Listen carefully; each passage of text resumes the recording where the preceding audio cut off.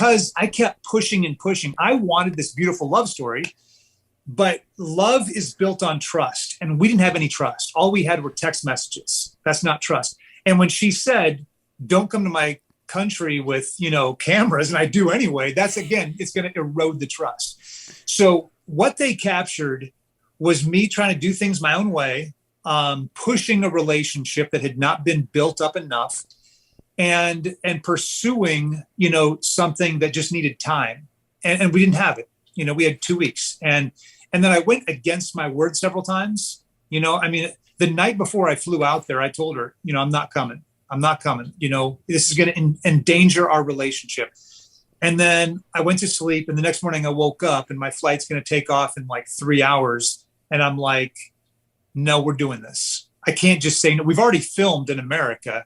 And I felt the pressure, and I said, no, we can handle this. Let's just do this. And she's like, wow, you're a liar, Ben. And I'm like, yeah, I just changed my mind. But yeah. And then I really made her look bad, because now she's, being told one thing, I'm doing another, I'm pursuing it. And she's like, you want to come and, have a relationship when you lied to me? And it's just, so then she wasn't, necessarily truthful with a bunch of things, because we'd never really had that conversation. And so now I'm pushing her on those things, and it just, really made her look bad. And she knew I was making her look bad. And that also doesn't help a relationship. Did you have the producers so nervous? I mean, they put a lot of faith in you. When you got there, when you got to Peru, you obviously had gone back and forth with the producers. Are you going to go? Are you going to not? You all get on the plane. I mean, were they like, this woman is not real? I mean, did anyone say anything to you behind the scenes like, dude, what's going to happen?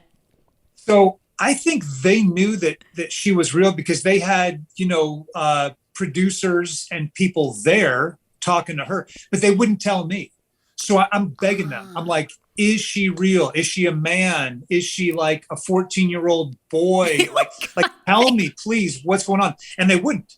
They're just like, we're not gonna say what's going to happen. That's, it ruins everything. So just go. So I'm sitting in that restaurant, and I'm praying, first of all, that it's a woman, and I don't care what she looks like. She could be, 73-year-old woman with really good social media skills. She could have been anybody, but I just wanted her to be a woman, and I wanted her not to be underage, obviously. And I wanted her to be just somewhat like the person I fell in love with. And I didn't know who was going to come through. And then no one came through that door. Wow. And I was just like, maybe she wasn't real. And my heart was just like sinking in the pit of my stomach. And then all of a sudden, like an hour and a half later, I think they made it look like it was only like 45 minutes late, but no, it was like an hour and 45 minutes late. I sat there for so long, just freezing in this outdoor cafe. It looked like it was indoors, but there was no roof. So very, very cold. Ben, now, of course, I think we all know from deciphering somewhat online that you and Mahogany are still in contact, whatever your relationship is now. What about her parents? Obviously they were thrust into this. I mean, were they very skeptical? Is that what we kind of saw? Like, they just were like, who's this stranger from America? I mean, have they warmed up to you now? Like, how was that? Because a lot of people had a lot of comments on that. Yeah. So I think the parents might have given me a chance if I had come in just me, Mahogany, and the parents, and just had a talk. Mm-hmm. Imagine you've got this daughter, your only child, and a 52-year-old man is going to come in and talk to you for the very first time. Like, that's a lot of tension. Now you add cameras to that element, man, you don't have a you don't have a choice. You don't have a chance. They must have been like, what the hell is happening? I mean, it was worse than anything you could imagine.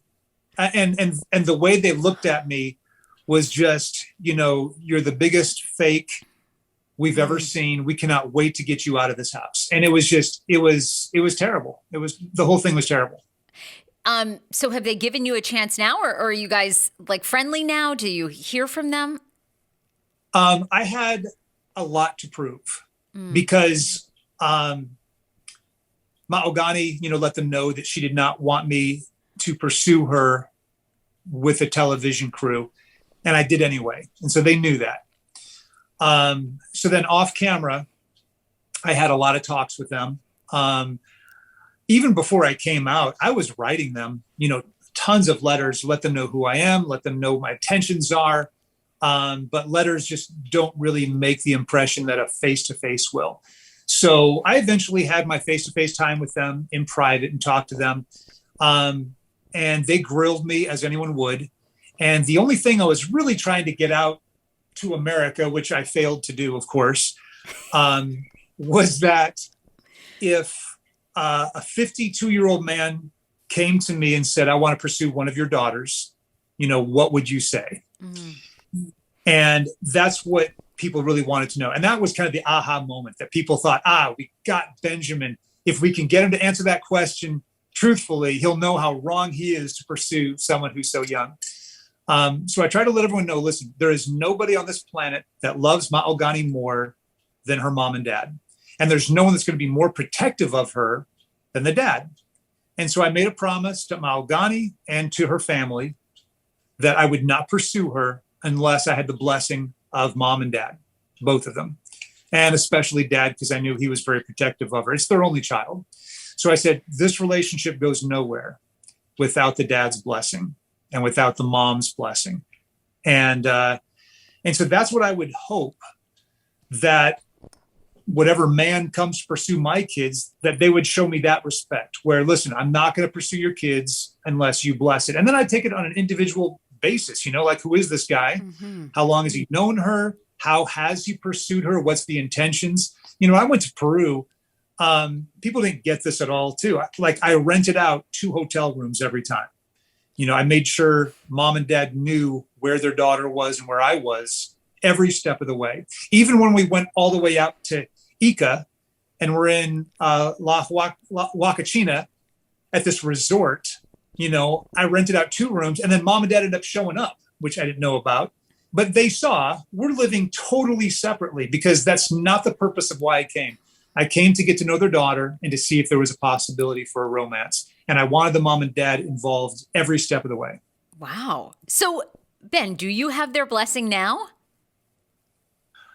I actually do have their blessing. Yes. Wow. And what are you willing to share? Where are you and Mahogany now in your relationship? Yeah, I'm going to keep all of my privacy with whoever I might be seeing now in the States, or whether it is Mahogany. I'm going to keep that private, just because I found out that, public relationships have way too hard of a hurdle to overcome. Yeah, I got you. So I can't comment on that, but I will say that after hours and hours of one-on-one discussions with mom and dad, I did win their blessing. They understood why I was there. They knew that my health is really important to me.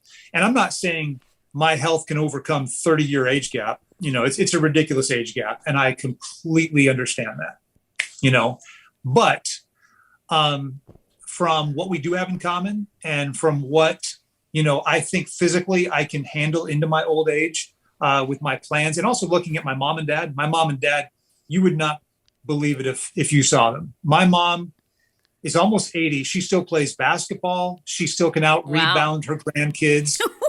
She doesn't have one gray hair. She doesn't dye her hair or anything. No gray hairs. She still runs. She bikes. She